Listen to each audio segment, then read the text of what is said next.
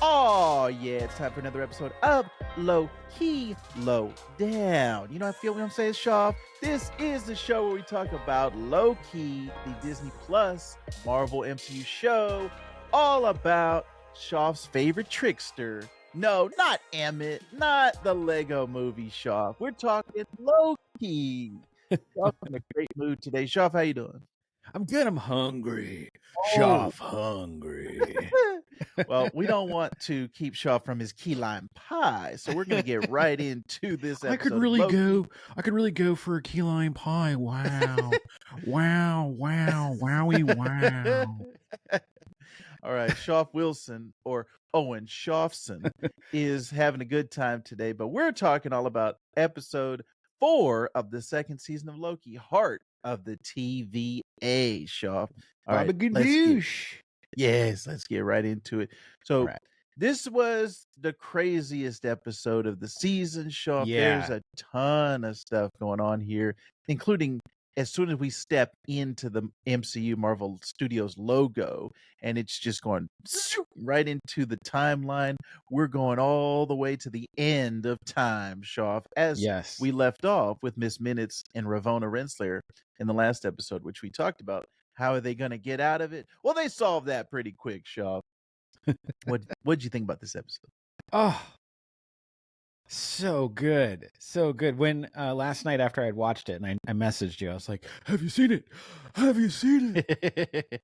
And you had not, because you had some family stuff going on. Not like bad stuff, but you were out.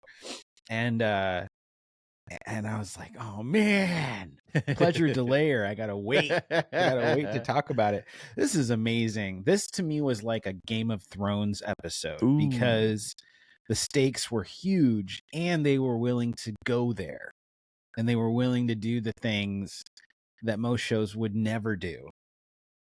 It's like so crazy because I don't even know what is going to happen next. There's two episodes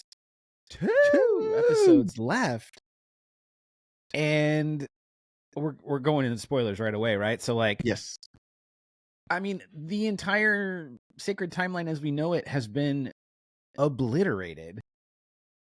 I don't know where these characters are going to be. Like, what happens now? Like, where do they go? People were pruned. People were just vaporized by temporal energy. Like, did they just get now sprinkled out into various points of time? Like, I don't know what happens. Yes. You know, if we hadn't seen Loki season 1 already, I would be more concerned of where did they go? But we saw this trick in the first season when Loki got pruned, and we were like, they killed him. They killed Loki. And then he just got tossed over into that other universe where Eliath was. The So void. I want to know what happens, Shaw. This has left me eager on the edge of my seat. It cuts to black, Yeah. and I was like, is that it? Is there another scene? And then the credits roll and it's quiet. Like, it's quiet. And I wrote this down. I was like, I immediately checked for an end credit scene. Like, I was like, there's got to be something. Please tell me there's something. And there was nothing. Yeah. Luckily, we only have to wait 7 days for the next episode. But man, Shaw, was that a great ending? I was right there with you when you text me. It had got my juices flowing. Everything in the Vactor-Verse, the spidey senses, the tingle was tingling, the senses were sensing, So everything tingly. was going. I was very excited at the end of this episode. Shaw, what do you think about Ravonna's character at this point? So she got introduced in the last episode in this season, and now this episode, I feel like she's taken on a completely different tone, a completely different context. Once she had that secret that Miss Minutes had teased, now she's like a woman on a mission. She's like devoted to this, like, I'm gonna take over everything. What do you think about this kind of change in her character? Do you like it? Yeah, it seemed a little out of character, if I'm not, I mean, or at least the jump in her like allegiance and motivations. I mean, granted, when we were teased at the end of last week's episode as to you're not gonna like it, I got a secret. Miss Minutes laid it out for her and, explained that basically He Who Remains erased her memories as well as everyone in the TVA's memories of the Multiversal War, and that Renslayer was basically like his second in command, if you want to say it. I don't think that's enough personally to give her like this impetus to take charge and be like the opposing TVA faction. Still feels like she was really manipulated by Miss Minutes. Yes. I felt that too. But I mean, it was all kind of for nothing, because even within her own like revolt, she herself was pruned. Miss Minutes was reduced to binary code, like she was decommissioned. Every single character on the show ceases to be by the end of the episode. Loki prunes himself, which a lot of people theorize was going to happen. Right. In fact, eagle-eyed viewers noticed that they thought they saw Loki in that first episode when he gets pruned. They thought that was him. So they're like, oh, it's a future version of Loki who has pruned himself. Yes. But I mean, shoot. But yeah, Ravonna feels like we were just getting to know her, and now I don't know what's going to happen. So right. And I feel this is another issue, I think, Shuff, that you had previously with the whole Brad episode, where Breaking Brad, where he had that whole other lifetime on the timeline, and it felt like we just jumped right into it. That's how it feels with Ravonna a little bit. And I also get that from Sylvie's character, where it was like she wanted nothing to do with it. Nothing could convince her. And then I felt like, okay, now she's on the mission. Now she's ready to go. Now she's here protecting the timeline and everything. And she's not as, like, she couldn't kill Victor. She didn't have, like, she's not. I feel like her character also, there was a jump, but we missed the jump. Like, there was an episode missing in between. So I'm starting to get used to this on this show, having characters just kind of skip ahead. And I wonder if that's going to continue. It's a minor gripe for me. I'm loving the show. I'm loving this season, but I would like a little bit more, if they would slow down a little bit. Maybe that's because there's only 6 episodes. I don't know who decided on 6. I think that generally Marvel and the MCU does a lot of spoon feeding and hand holding.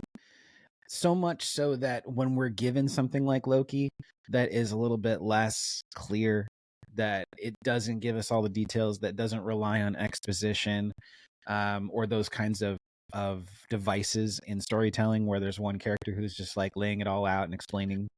Right.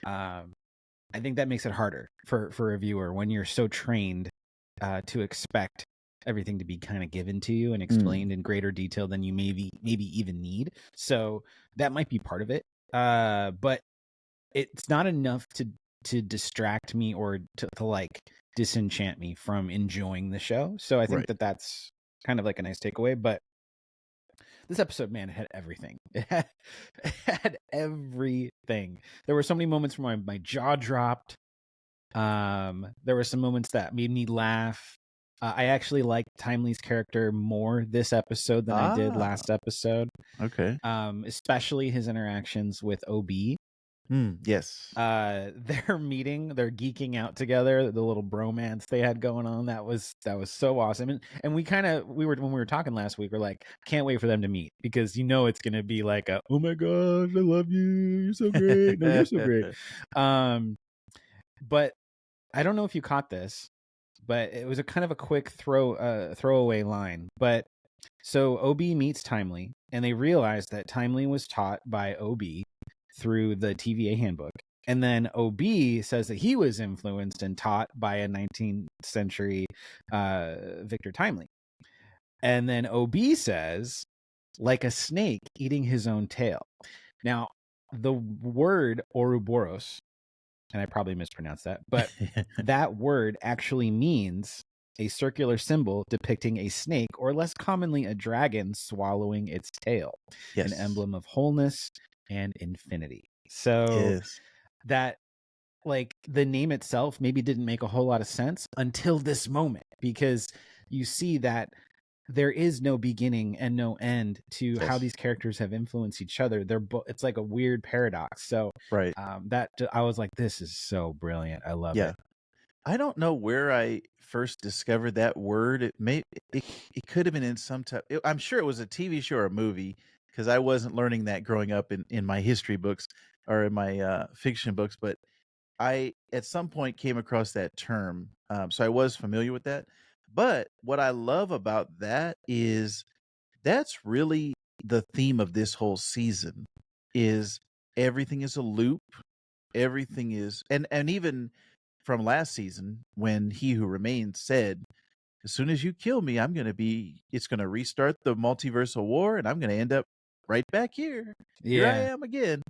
So, and I feel like half of me doesn't wanna believe him, half of me is thinking, as we talked about in the last episode, like, he's kind of a trickster, and we don't know if he's an unreliable narrator or not. So, there's part of that, and then there's also part of me that's like, "Oh, well, maybe he is telling the truth," Yeah. and the whole start of the multiversal war, which we haven't seen, but maybe now we will see it because these events that have been set into motion have started the loop over again.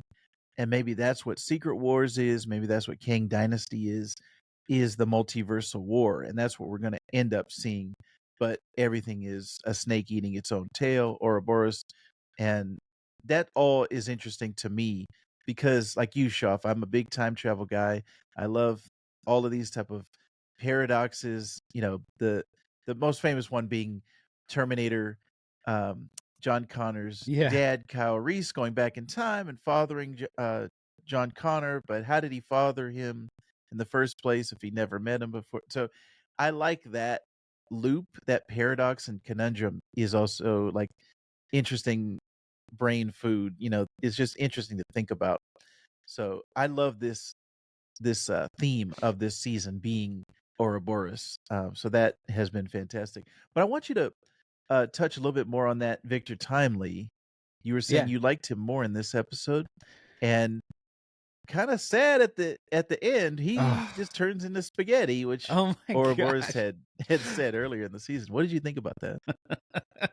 Well, I mean, as this show typically does, it sort of subverts expectations a lot of times. So I was really hoping that everything was going to be okay for his Mm, character, because it was so hard for them to get him up there right. and scan his aura. Like, there were so many obstacles in their path trying to get this taken care of, that once they finally did it, I was like, oh, thank goodness. At down at the last, like, buzzer beater shot, like, we're gonna be able to get the sacred timeline fixed with this loom, the throughput multiplier. Like, they had all this, like, technology they were gonna use. They've been building this up for the past 4 episodes, and then he opens the doors. You see the doors, they say for all time, always, like, and then immediately he gets Reed Richard, and just, like, turns into Spaghettified. spaghetti.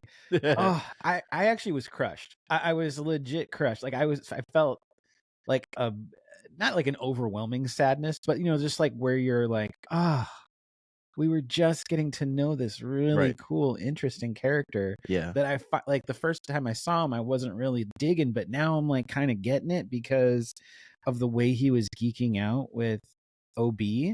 Like, even the way they were, like, signing each other's handbooks, like, it reminded me of, like, being in high school and asking, like, my crush to Right. sign my yearbook. Like, have a good summer. It's Yeah. like, Right. but seeing that and then him just getting killed was, man, that was gut wrenching. What do you think? Man. Yeah, that was the same for me, and I just kinda wish we had spent more time with him, more time with Victor Timely, Mm. because I think that's a great, accomplishment of the show to turn somebody that you didn't like into somebody that you were liking more and you were coming around to. But I felt like maybe we had one more episode with him, or we spent a little bit more time, that ending for him Yeah. would have crushed you, Shaw, fully and completely. But Well, I I think mean, we don't know what happens with any of these characters right. for these last 2 episodes. There's got to be some kind of conclusion, some kind of resolution. So, and I would venture to say that we'll probably get some presence of He Who Remains King Mhm. variant, whatever, Oh, like yeah. whether it's timely or not, before the end of this. Like that Right. just doesn't feel like the end Right. of Well, if this it character. is, what was the point in bringing him? Like, the only thing they did, they got his aura, which opened up the blast doors, but that didn't lead to anything. So I hope there is a reason for that, and there was a point to that, because otherwise that seemed pointless. And if the blast doors had been closed, would that have saved them from the radiation? I don't know Right, specifically, but right. And it's yeah, I mean you bring up a great point. His death was meaningless. Um as it would have been for anybody who had gone out there, because apparently the temporal radiation was too great for anyone to withstand. So it was like at this point it was too late. Um thankfully we don't get to see it, but we saw a lot of other characters oh yeah. bite the dust. Um Docs and all of her crew, except for Hunter X5, who Right. Thanks, defected to Brad. Runeslayers. Yeah, but he ended up getting totally obliterated from the temporal wave, or whatever you want to call that. Right. But Miss Minutes, man, she was just like watching it and grinning and smiling ear to ear. She was loving it, Which loving made me it. laugh so Yeah, hard she's when she did that. savage. Yeah. And uh, I got to give shout out and kudos to Tara Strong for her performance, because she does this. I mean, so for so many years, she's done these characters that we've loved: Harley Quinn, and the Timmy Turner on Fairly Odd Parents, and the I was going to say Powerpuff Girls, but the My Little Pony. She's done a ton of, Yeah, like, very memorable characters, and with Miss Minutes, I think it's gonna go down in her repertoire and her, resume as one of her greatest characters, because she started out, like, really fun and, like, "Hey, y'all," like, we're having a good time with her, and now she's slowly becoming menacing. "You'll never be yeah, him." Like, yeah. she's and when they reset her back to the, like you said, the binary code and the clock, like, "Hi, I'm Miss Minutes. Would you like to," so the range that she's had to go through in this character has been fantastic. So shout out to Tara Strong. She's been doing a great job with her southern accent. Hey, Vactor, Yes. are you a brony? You a I brony? am not, but I love Tara Strong. That's actually the only reason I know about My Little Pony, is I follow Tara Strong, and so I'm like, "Hey, she's doing There's this." no shame. I have 2 daughters, and I never expected to know the names of My Little Pony characters, but I do. I do. Yay! We got Twilight Rainbow Dash. Sparkle. We got Twilight Sparkle. Yep, yep. We got Applejack, Fluttershy, cute. What's her name? I can't. There's a bunch. There's a bunch. But I know way more than I should. So through dadhood, I am an honorary brony, but I that's was as gonna far say, as it goes. we are through osmosis bronies. We're osmonies, Shoff, me and you. So that is fantastic. I want everybody out there to let us know if you're a brony. Leave a comment down below. Let us know if you like Tara Strong or My Little Pony. If you like this episode of Loki, let us know, because we are having a blast talking Yeah. Loki this season, Shoff. Anything else you wanna leave off on? Is there any specific Gosh, things you want to point out? I can't even imagine. Like, this is a weird moment for a show. I feel like I've got a good understanding of, like, here's where it's going, or at least they've dropped enough breadcrumbs. But at this point, everything has. I mean, the MCU as we know it should cease to exist at this point. And this is the part that we've talked a little bit about Marvel TV and Marvel films not really aligning, because they're sort of in their own buckets, and they don't really they don't have showrunners, they don't have that cohesiveness sometimes. Just like, for instance, WandaVision was not complete by the time they were working on Multiverse of Madness, and I don't even think the directors or writers had watched WandaVision, and it showed. That's right. It showed. Um, But like this episode should have dramatic implications for everything in the Marvel universe, but I wonder how much we're going to see of that. Right. And that's kind of a bummer to me because this is freaking huge. This should honestly be a season finale, left open-ended, and then what comes next is the aftermath of that. Like that to me Right. would be really interesting. Right. But so I have no idea where the show is going to go. Yeah. I doubt they're gonna touch on it in the Marvels. Like I bet you either everything's gonna be wrapped up by episode 6, by the end of episode 6 of Loki, everything's gonna be wrapped up, or the Marvels are just not even gonna touch on it. Like it's like, oh, we won't even mention what happened in Loki.